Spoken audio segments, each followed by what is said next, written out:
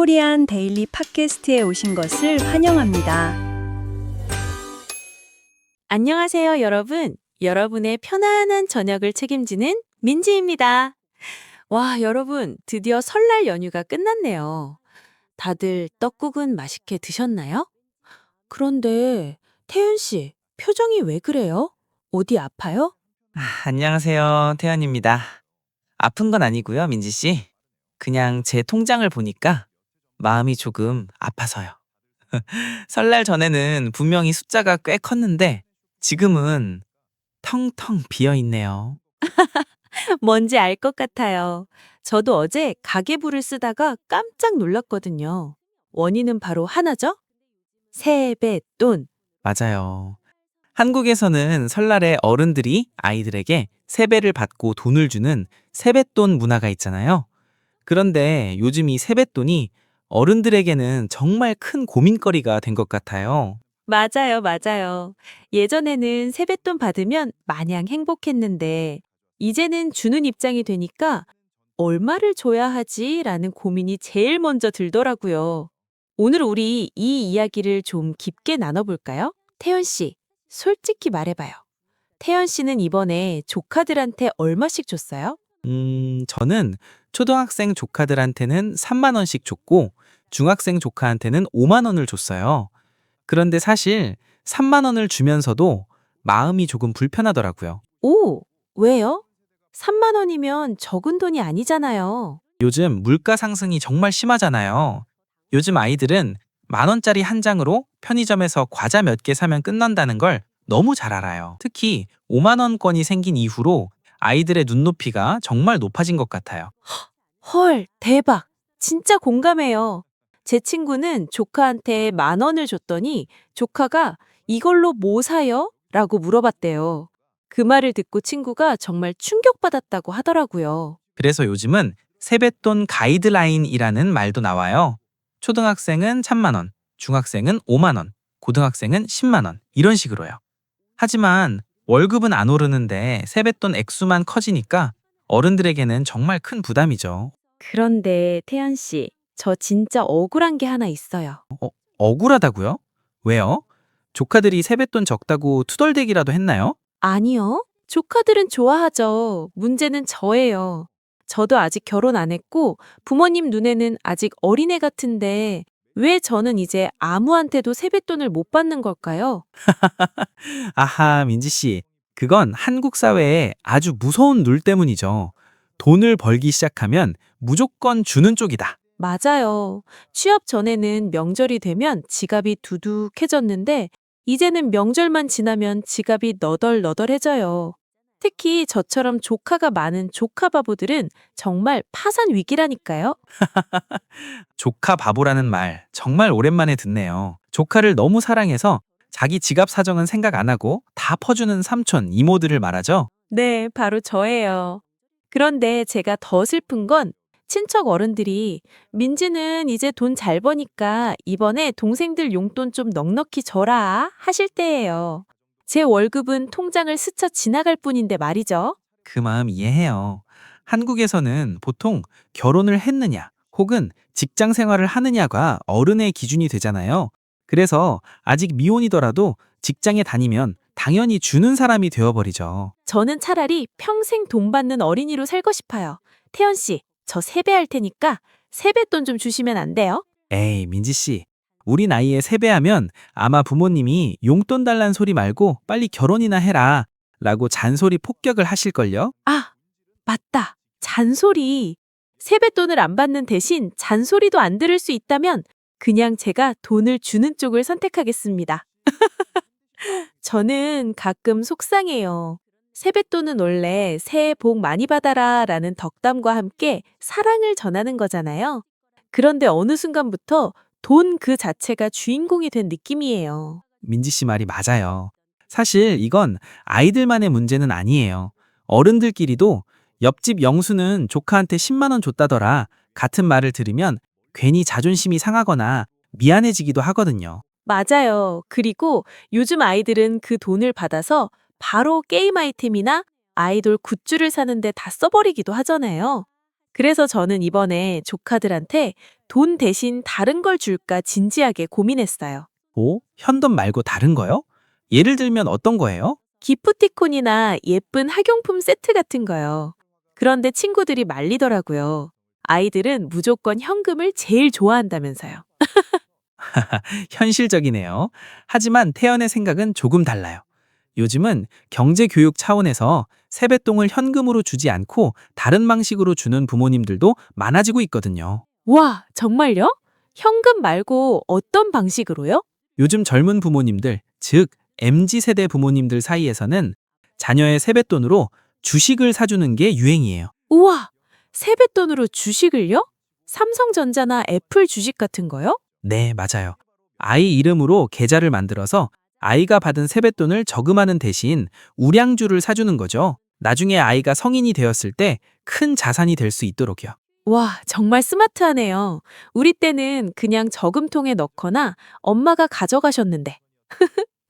반면에 우리 부모님 세대, 베이비 부머 세대 어른들은 생각이 좀 다르실 것 같아요. 그렇죠. 어르신들은 봉투에 정성스럽게 새 돈, 즉 신권을 넣어서 직접 건네주는 행위 자체를 중요하게 생각하시죠. 그 돈이 복을 가져다 준다고 믿으시니까요. 그래서 카카오페이로 송금하는 요즘 방식을 조금 서운해 하시기도 해요. 태연 씨, 이것 좀 보세요. 제 조카가 설날 아침에 저한테 보낸 카톡이에요. 귀여운 이모티콘이랑 같이 송금 링크를 보내더라고요. 정말 빠르네요. 요즘은 직접 만나지 못하는 친척들에게 카카오페이나 토스 같은 간편 송금 서비스로 세뱃돈을 보내는 게 아주 흔한 일이 됐죠. 맞아요. 그런데 그냥 숫자만 딱 보내면 정이 없어 보이잖아요. 그래서 요즘 앱에는 세뱃돈 봉투 기능이 있더라고요. 화면에 예쁜 복주머니 그림이 나오고 새해 복 많이 받아 라는 문구도 적혀 있어서 진짜 봉투를 받는 기분이 들긴 해요. 저도 그 기능을 써봤어요. 심지어 요즘 가족 단톡방에서는 뿌리기 기능이 인기예요. 아, 그거 알아요. 삼촌이나 고모가 단톡방에 돈을 딱 뿌리면 가족들이 선착순으로 클릭해서 랜덤으로 금액을 가져가는 거 맞죠? 네, 맞아요. 어떤 사람은 10,000원을 받고 어떤 사람은 1,000원을 받고 금액이 랜덤이라서 마치 게임을 하는 것처럼 명절 분위기가 아주 화기애애해지더라고요. 금액보다는 다 같이 즐겁게 웃을 수 있다는 게 장점인 것 같아요. 와, 정말 세상 좋아졌네요. 하지만 태연 씨, 저는 이번에 진짜 문화 충격을 받은 사건이 있었어요. 문화 충격이요? 어떤 일인데요? 초등학생인 막내 조카가 세배를 딱 받더니 갑자기 자기 스마트폰 워치에 QR코드를 띄워서 저한테 보여주는 거예요. 이모, 여기로 스캔해서 보내주세요. 라면서요. 와, 진짜 대박이네요. 이제는 현금이나 계좌번호도 필요 없고 그냥 QR코드로 통하는 시대군요. 그러니까요. 현금을 미리 준비해서 신권으로 바꿔야 하는 번거로움은 없어졌지만 한편으로는 아이들이 너무 디지털에만 익숙해지는 건 아닐까 하는 걱정도 살짝 들었어요. 그럴 수도 있겠네요. 기술은 편리해졌지만 세뱃돈을 주고받을 때 서로의 손을 맞잡거나 눈을 맞추는 그 따뜻한 교감 잊지 말아야 할 것 같아요. 맞아요. 편리함도 좋지만 명절의 핵심은 결국 사람이니까요. 다음에는 저도 조카한테 QR코드 대신 따뜻한 포옹을 먼저 해줘야겠어요. 물론 돈은 나중에 조용히 송금해 주더라도요. 아, 그럴 수 있겠네요. 세상은 변해도 정성은 변하지 말아야 한다는 말씀이시죠? 그런데 민지 씨, 사실 세뱃돈이라는 이름으로 현금을 주고받기 시작한 건 생각보다 그리 오래되지 않았다는 사실 알고 계셨나요? 네? 정말요? 설날에 세배하고 돈 받는 건 당연히 아주 옛날 조선시대부터 있던 풍습 아니었어요? 아니에요. 옛날 기록을 보면 세배를 하러 온 아이들에게 돈 대신 과일이나 떡 혹은 귀한 조청 같은 먹거리를 줬다고 해요. 우와, 과일이랑 떡이라니. 지금 아이들이 들으면 정말 깜짝 놀라겠는데요? 고모, 저 사과 말고 5만 원권으로 주세요. 라고 할 것 같아요. 맞아요. 당시에는 먹을 것이 귀했기 때문에 음식을 나누는 게 가장 큰 정이었거든요. 그러다가 1960년대와 70년대를 지나면서 한국 경제가 빠르게 성장하고 화폐 사용이 늘어나면서 자연스럽게 돈으로 바뀌게 된 거죠. 아, 경제 발전과 함께 문화도 변한 거군요. 그럼 예전에는 돈 대신 무엇을 주느냐보다 그 아이가 올 한해 건강하기를 바라는 덕담이 진짜 주인공이었겠네요. 정확해요. 예전에는 올해는 키가 쑥쑥 크거라 라든지 공부 열심히 해서 훌륭한 사람이 되어라 같은 말을 정성스럽게 해주는 게 핵심이었죠. 요즘은 돈 봉투만 쓱 내미는 경우가 많아서 가끔은 그 시절의 따뜻한 정이 그리울 때도 있어요. 듣고 보니 좀 반성이 되네요. 저도 이번 설에 조카한테 봉투만 주고 자, 여기 하고 끝냈거든요. 다음에는 따뜻한 편지라도 한 장 써야겠어요. 자, 그럼 여기서 우리 청취자분들을 위해 실제 상황에서 쓸 수 있는 표현들을 같이 연습해 볼까요? 민지 씨, 제가 조카라고 생각하고 상황극 한번 해봐요. 좋아요. 자, 우리 귀여운 조카 태연아, 여기 세뱃돈이다. 공부 열심히 해. 우와, 고모 감사합니다. 그런데 고모, 올해는 물가가 많이 올랐는데 봉투가 조금 가벼운 것 같아요. 야, 너 벌써 사리분별이 너무 빠른 거 아니니? 이럴 때 쓸 수 있는 말. 첫 번째, 부담스럽다 입니다. 태연아, 고모도 요즘 물가가 올라서 세뱃돈 주기가 조금 부담스러워. 민지 씨 죄송해요. 그럼 제가 두 번째 표현을 써볼게요. 성의라는 표현이에요. 금액보다 중요한 건 고모의 성이죠. 감사합니다. 오, 태연 씨, 아주 정답이네요. 그리고 하나 더. 아이들이 너무 큰 돈을 바랄 때 어른들이 농담처럼 쓸 수 있는 말, 등골 브레이커입니다. 너희들 세뱃돈 주다가 고모 등골 브레이커 되겠어. 그런데 태연 씨, 세뱃돈 하면 빼놓을 수 없는 전설적인 이야기가 있잖아요. 오키 그거요? 엄마가 맡아줄게. 맞아요. 어릴 때 세배하고 받은 돈을 엄마가 항상 그러셨죠. 너는 아직 어려서 잃어버릴 수 있으니까 엄마가 통장에 잘 맡겨줄게. 나중에 대학 가면 줄게. 그래서 민지 씨, 대학 가서 그 돈 받으셨어요? 아니요.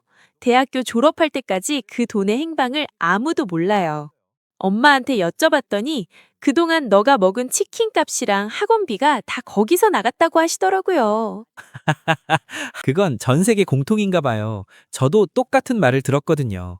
내 옷 사고 신발 사는데 다 썼다고요. 역시 세뱃돈의 끝은 항상 미스터리예요. 자, 오늘 우리는 한국의 세뱃돈 문화와 그 속에 담긴 경제적 고민, 그리고 변화하는 트렌드에 대해 이야기 나눠봤습니다. 맞아요. 금액이 얼마인지도 중요하겠지만 가장 중요한 건 서로의 앞날을 축복하는 마음이라는 걸 다시 한번 느꼈어요.